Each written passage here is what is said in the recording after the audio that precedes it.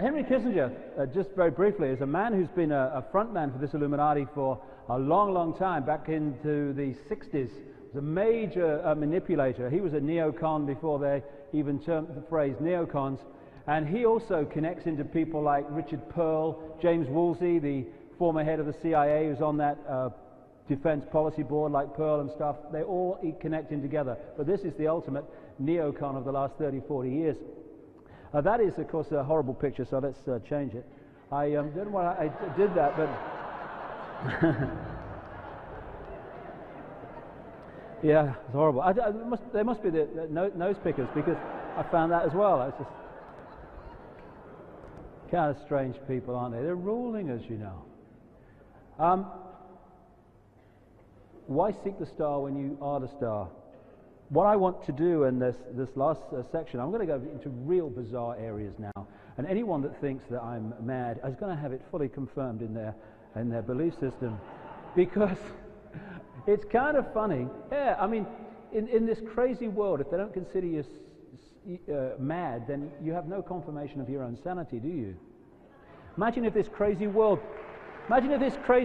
thought you were sane. Oh my God, worst nightmare. And in this section, I want to talk about some of the aspects of this matrix, this mind prison that we actually live in, and how we create it, and how it's manipulated so that our reality becomes the reality the manipulators want us to have because it suits their agenda. And part of that is realizing that we are not physical bodies, whether they're black, white, or sky blue, pink. That's not what we are. That's a vehicle to experience this reality. We are consciousness, infinite consciousness that never dies. The word does not exist in consciousness. And therefore, if we consider ourselves to be physical people, there is no David Icke. David Icke is just the name for an experience infinite consciousness is having in this reality. That's all it is. It's just an experience. And if we start identifying with David Icke and Joe Bloggs, we get pulled into seeing ourselves as little insignificant people. Oh, I'm just Joe Public, I am, what can I do? And that's why we're constantly pushed into that disconnected state where we identify who we are with what we're doing. People, it's kind of funny, isn't it? Where people identify who they are with their job. They say, like, what are you? Oh, I'm a coal miner. I sweep the streets. I'm an airline pilot. I actually am in the City of London. And then we kind of judge who they are, and they judge who they are by what they're doing. It's just an experience. That's all it is. I mean, how many people go up to someone and they say, hey, hello, nice to meet you. Who are you? And you say, I'm everything that exists. Nice to meet you. We don't do that. And in a sane and enlightened world, the other guy would say, hey, yes, so am I. Thought I recognized you. The divisions are there to divide us. So I want to go into all that and many other things, and many other bizarre things. Interesting thing, the question that I started to ask is, because I realized after a few years of this, that there was some other dimensional connection here. Not just talking to people on the inside, but many other different people, people who had been involved in the mind control projects and saw some of this stuff from the inside. So my question was, who controls the controllers? Because it's a real hierarchical thing, and eventually it goes out of this dimension. And the thing to remember is that we don't live in a world. This is the kind of information I'm talking about in this last section, which has been fundamental to the manipulation of the human race, the suppression of it, because it is the means by which we understand who we are, how we create the reality we like or don't like, and how we can change it to another one. Holds us in the matrix. When we look through our eyes, we don't see a world. We think we do. All we're seeing is a frequency range that our five senses can access. And it's a very, very narrow one. Outside of that frequency range that we can access is infinity, an infinity of possibility and experience and places of existence. And we're just seeing a fraction. Basically, it's like having a radio and you tune it to radio 1. And what you get then is radio 1. You don't get radio 2, 3, and 4. And yet all those radio stations, broadcast frequencies, are existing in the same space, just as all existence and all these other dimensions of existence exist in the same space that we're occupying. But the radio is tuned to radio 1, so that's what you get. You move it to radio 2, now you've got radio 2. Radio 1 hasn't stopped broadcasting because you've moved from it, it's just that you're not accessing it anymore. And it's the same with our experience in this illusion we call the physical world. When we take on physical form, we are locking ourselves into this reality. Therefore, that's what we experience, this frequency range. You get cats and other animals who have a greater visual frequency range, and what they do is they're reacting to empty space in the room, and you go, what's wrong with the bloody cat? It's going like that. But to the cat, greater visual access of frequency range, that is not empty space, although it appears to be to us.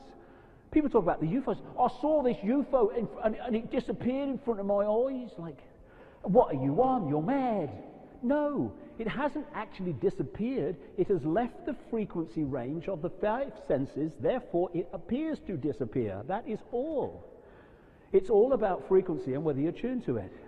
And I started to realize, in fact, you know, as more and more is being identified, only 1% or less than 1% of identifiable mass matter in this universe we can actually see with our 5 senses.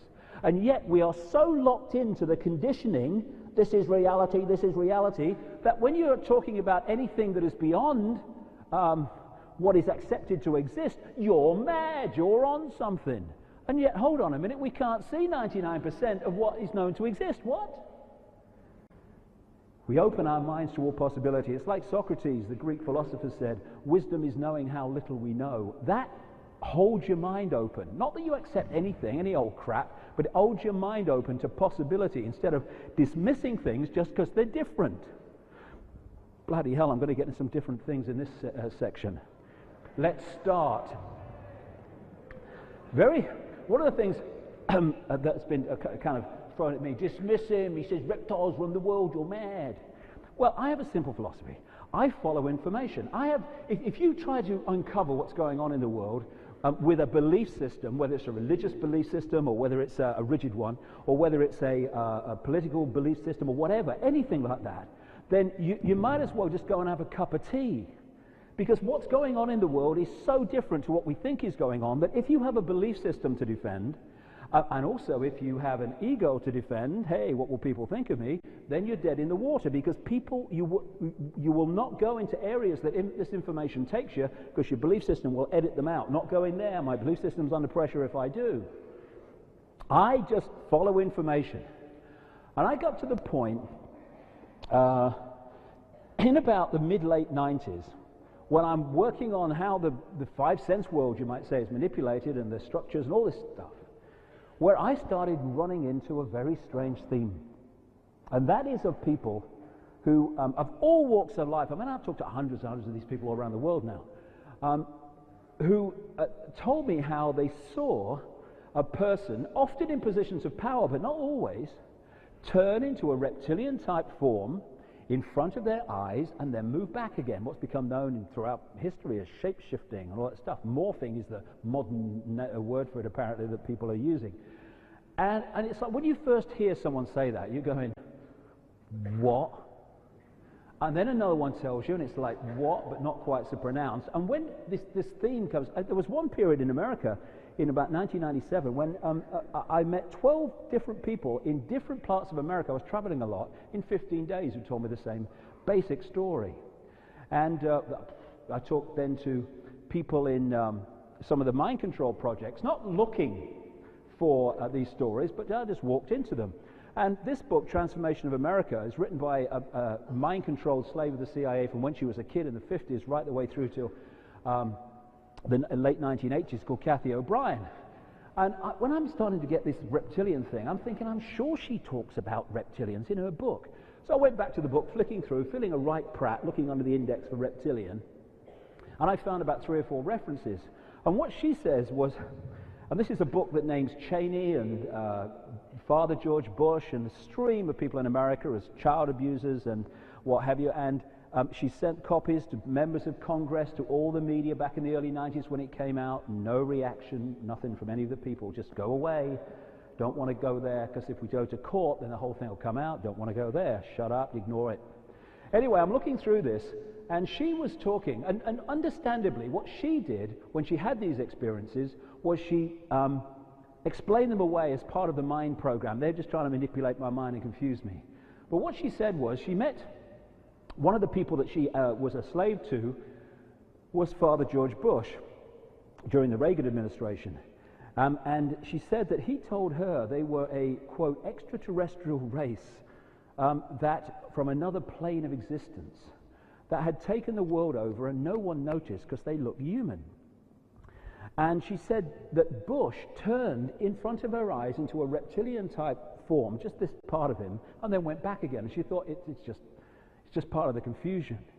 And then she tells in the book as well as how she went to Mexico, where she was put under the authority for a while of Miguel de la Madrid, who was president of Mexico. And she says in the book how he told her the story of what he called the Iguana Race.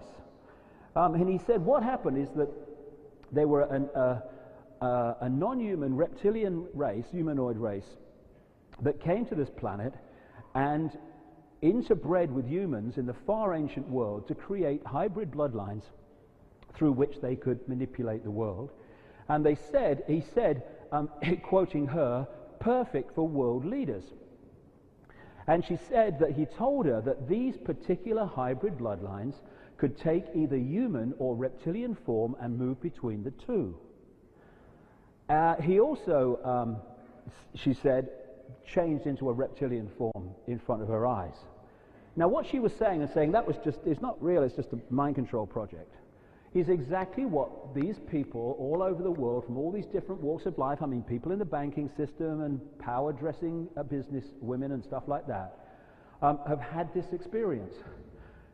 Talking of that, I had to bloody laugh really, but I met this lady in Canada who said to me, she ran a company in Vancouver, and she came to one of my talks and said, I've got to meet you because I know it's, you know, people laugh at you, but I know it's what you're saying is true. And she told me the story of how she had this experience with this guy. She said he had a real dark side, which he said he was trying to work with and understood was there. She said, and they came back in the late 90s to a house, and they went into a bedroom to have sex, right? And just above her bed, she says, is the biggest secret, which is the first time that I started writing about this stuff. And she said this guy took an immediate aversion to this book and started saying, that's a bloody nonsense, what are you having that for? That's rubbish, do you want to read that crap? That sort of stuff. She's thinking, hold on, it's just a book. So anyway, they start having sex, and she said he started getting really, really rough. And she said, I had my hand on his back, and I looked up at him. She said, and this guy started transforming into a reptilian form. Now, what made me bloody laugh, because it's so sodding bizarre, is she said, I then felt my hand going back. And she said, I looked round, and he was sprouting a sodding tail, right? She said, I threw him off and screamed, and he morphed back to human form. I threw him out the house, never seen him again. Now, bizarre as that may sound, and my God, it is from this reality that we have, I've heard these stories in other countries where people have talked about the same basic experience. And how amazing. We have a tremendous reptilian genetics anyway, because there are still people around the world with tails. I mean, you can feel here where the tail used to be, going way back. And in Western medicine, they call them caudal appendages. And they whip them off at birth, and that's it. But in other parts of the world where they don't have those facilities, there's still people with tails. They come to light from time to time in the press, because it's just that a DNA code that should be closed at this point opens for some reason in those people, and it manifests a physical trait. So more and more of these stories started coming, and I'm thinking, shit, you know, what's going on here? And then I come back to England, and I meet a lady who tells me that she is a friend of a close associate of Princess Diana. And I haven't gone public by the time I've met her with this stuff, not written any books on it. I'm just trying to work out what the hell is happening. And I met her. This was a lady who was a close confidant of Princess Diana for 9 years and was acknowledged as such in the tabloid media, a lady called Christine Fitzgerald. And she came over to talk to me about what I thought the Windsors and the way they treated Diana, which was appalling. And we're in this conversation, and I'm listening, and she said, by the way, do you know what Diana used to call the Windsors? And I said, no.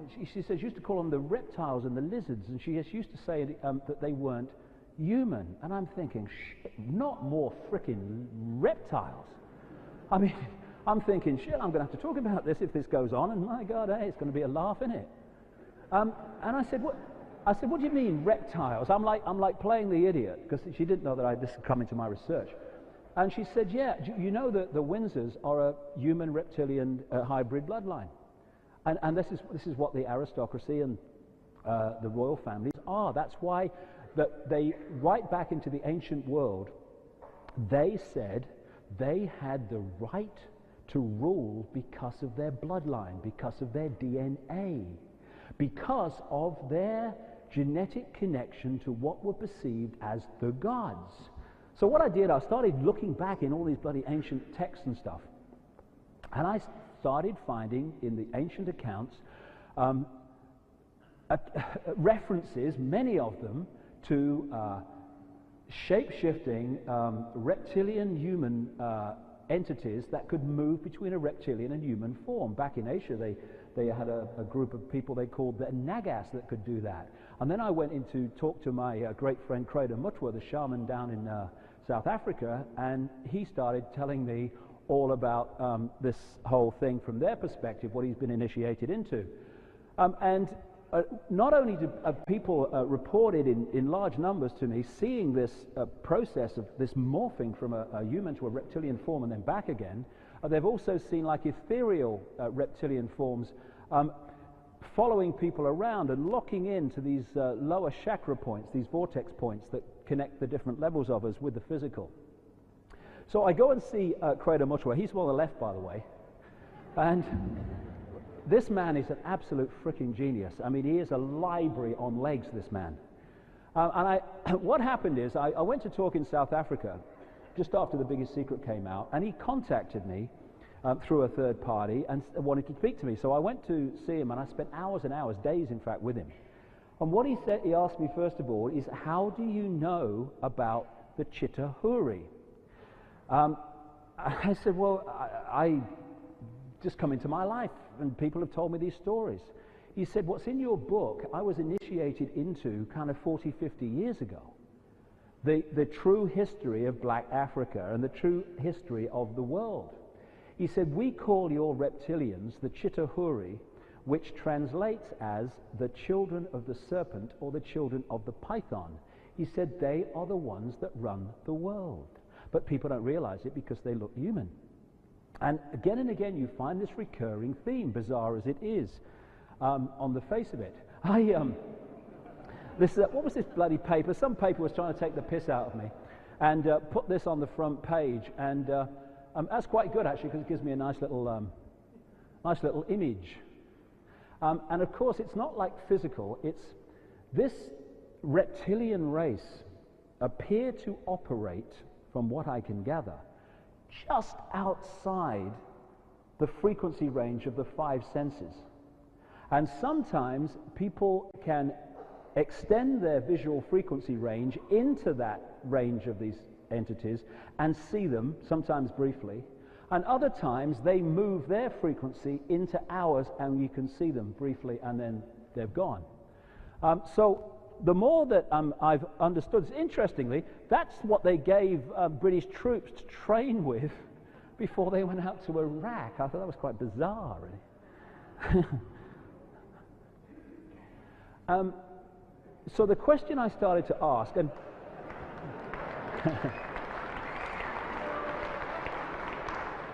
the question I started to ask, and what lots of people have asked, understandably, it's very, very relevant, is this: if this manipulation has been going on for thousands and thousands of years, why would people all that time ago give their lives to advancing this agenda if they weren't going to be around when it all transpired where it was all heading, which is the centralized control of the planet. Well, how about if there are entities which don't always take a reptilian form, but it's a massively common theme, that actually operate on levels of frequency just outside this one, which have a different relationship to time that we have, and they come in and out of our timeline through this period of time, just occupying certain human physical bodies to manipulate this dimension from just outside of its frequency range. And what if certain bloodlines had a DNA resonance which made that easier than the general run of the population? And so if you could manipulate these particular bloodlines into positions of power, what you're actually doing is putting the vehicle for these entities into the positions of power. Talking to insiders of this, particularly in America, looking at some of the ancient accounts, talking to people like Credo Mutwa, talking to the people who have experienced this, this seems to be basically what's going on. And because when we look at these people, what do we look at them with? We look at them with the five senses. Therefore, what we see is their five-sense human level. Hey, they're human, don't be stupid. But what's just beyond that? Controlling and animating the emotional and mental processes of these particular people. One of the things that I've found studying this over the years is that this idea of the eyes are the window on the soul is very, very true. And one of the things that I've found is that those that are possessed, that's the word I guess we'd use, by these entities, they have an emotionless look in the eye, in the sense that no matter what their face is doing, it might be smiling widely and all this stuff, the eyes never change. There's always this cold stare no matter what this is doing. And again, this is repeated to me by people who've experienced them. So this was painted by Credo Mutwa from ancient and modern accounts of this Cheetah, and there seems to be many kind of different species of them, but the eyes, the piercing eyes, the evil eye maybe that came from, is a common theme. So what is actually behind some of these people? That's the question. Because you know, whatever, there is something that connects these people so fundamentally to this agenda, and they are all people who do not have the ability to empathize with the victims of their actions. See, we have an emotional fail-safe mechanism whereby we feel empathy with people. Therefore, the thought of cluster bombing a child, we simply could not go there. What? The empathy stops us. If you don't have that empathy, there is no fail-safe mechanism. Anything goes. And with the people running this show, anything goes. And what I'm told, I'm just a kind of journalist really passing this on. There's so many questions I've got to ask about this, is that there is it's described to me by insiders as a corruption of the DNA, but what it is, it's just a different trait. And it can be very, very subtle, because the difference in DNA between a house mouse and a human ain't that great compared with the amazing difference in physical traits and characteristics. There is something in the DNA, they say, that makes this possession easier, and that's why they want to hold the DNA corruption by constantly interbreeding with each other, because once you start breeding outside of it, it starts to dilute very quickly and become inoperative. Now, I didn't know till I started looking at this that actually the most ancient part of the human brain is known by scientists as the R complex, the reptilian brain. I never knew that. Because of our reptilian history. We have tremendous reptilian genetics going way back. And what scientists say, I'm talking mainstream ones here, is the characteristics we get from that reptilian part of the brain, which we all have, is a obsession with ritual. Not just sacrificial ritual, but ritualistic behavior, going to the same supermarket at the same time every week, circular repeating behavior over and over again. They say that we get a cold-bloodedness from the reptilian brain, where we do things without any care of the consequences for those that suffer from our actions.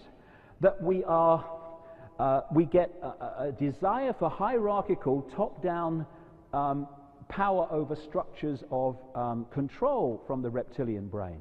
And many other of these traits, which, whether people accept the reptilian thing, and it don't matter to me, are the traits of the Illuminati.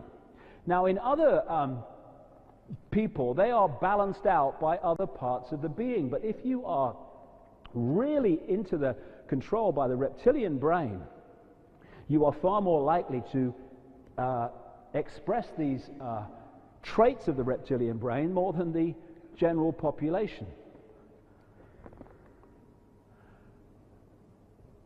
What happened as this research went along is that I came across this lady, Iguana Conforto, who's trained as a physicist, and she contacted me. She's an Italian. She wrote this brilliant book, Man's Cosmic Game, which takes the so-called paranormal and explains it in very simple scientific terms. And she contacted me, and she said, do you know that between dimensions there is like a neutral zone, which she called the interspace plane. It doesn't have an energy source like a dimension. It's almost like a little crevice between it, a neutral zone between one and the other. She said, I think that's where your reptilians are, in that neutral zone, because it's a place, right the way through history, going way back, there is this folklore recurring of entities that manipulate human life from these other planes of existence. So I called Credo Mutwa and I said, look, this lady's been on telling me that there are these interspace planes between dimensions, and she says she thinks that that's where these entities could be. I said to him, does this exist in your culture? Oh yes, he said. In our culture we call them the heaven between heavens. And he said that's where the reptilians are, in this little crevice between dimensions, and they manipulate this world by working through physical bodies in this so-called physical five-sense world. And this is just a thing I picked up off the internet, just to kind of symbolize, it's very well symbolized with a Freemasonic floor, this interspace plane between dimensions. And what she said was that the Giovanni Conforto, that they don't have an energy source like a dimension, so they need to create one. And so it's not only that behind the scenes that the world is manipulated by one force working through two, it's actually even outside of this dimension of existence, this manipulation goes on. And there's a reason they're looking for. So what seems to be the situation, and take it or leave it, it's just information, bizarre as it looks, is that in this interspace plane are these entities, not just reptilian, but other kind of entities that manipulate into this dimension through possession, which of course is a theme of history. And they possess certain bloodlines. Now those Illuminati bloodlines that I've been talking about coming out of the Near and Middle East, they're not the only ones. They exist in China and all over the world. The ancient emperors of China claimed the right to be emperor because of their genetic connection to the serpent gods. Again, the same recurring theme going way back.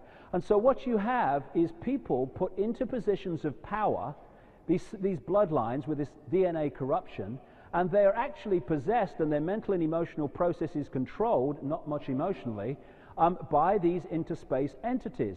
And so what happens is, on top of these pyramids of power in these various countries, you have basically the same entities manipulating events.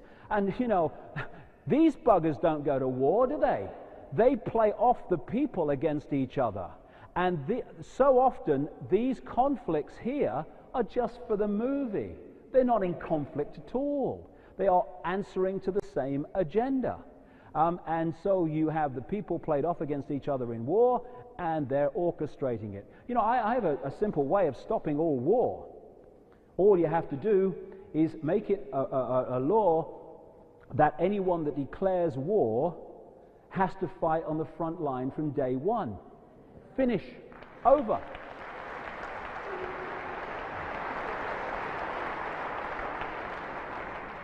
I mean, if George W. Bush was on the front line in Iraq when the first bullet was fired, he'd be under a bed in Houston when the second bugger went off, wouldn't he? No, playing their game.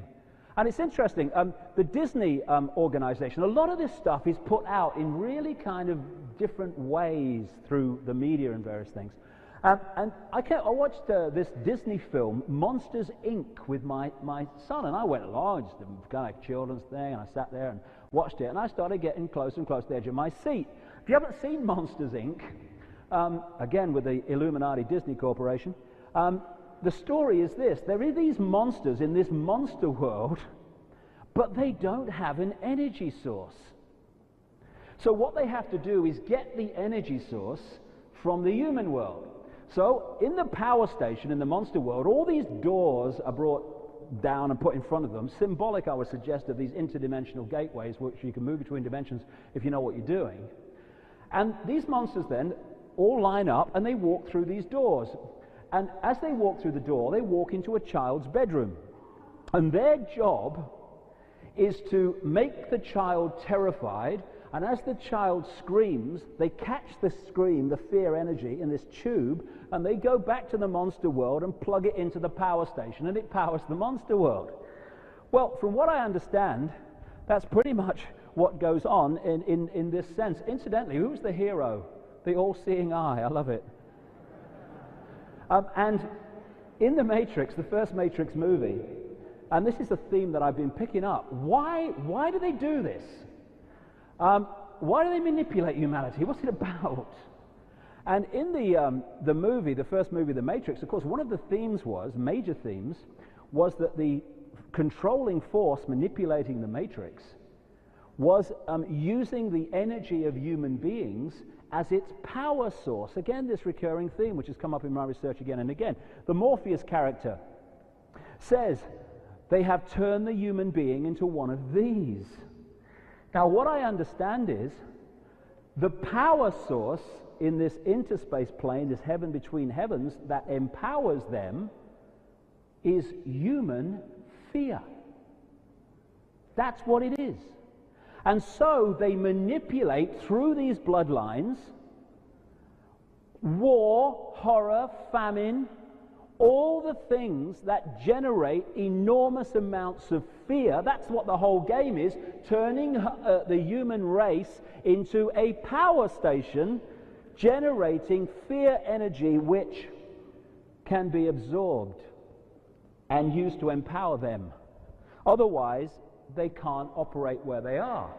So these guys manipulate the wars and the horrors and the suffering and therefore the fear and the stress and all the rest of it. And they turn the people basically into batteries or generators, generating the fear that empowers the manipulators just beyond the 5 sense level of human existence. And to hold us in this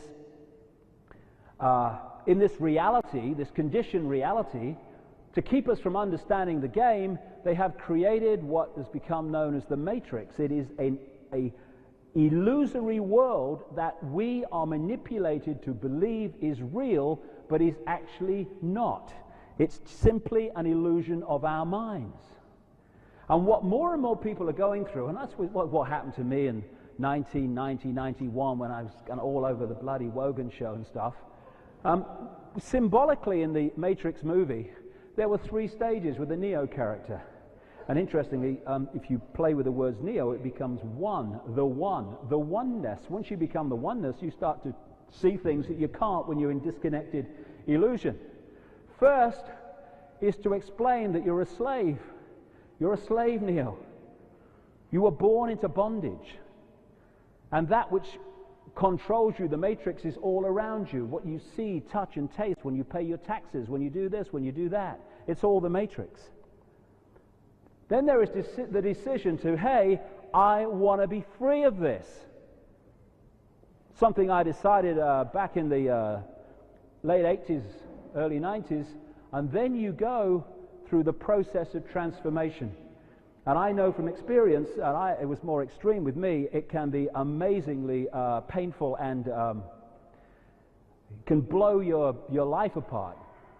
But once the debris settles, your life is far better than it was before. It's like the veil lifts.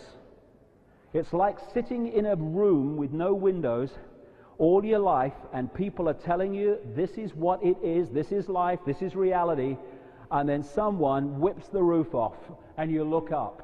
Whoa! And something like this goes on. Ah! They're lying to us. Oh my God! Because you can start to see things you couldn't see before.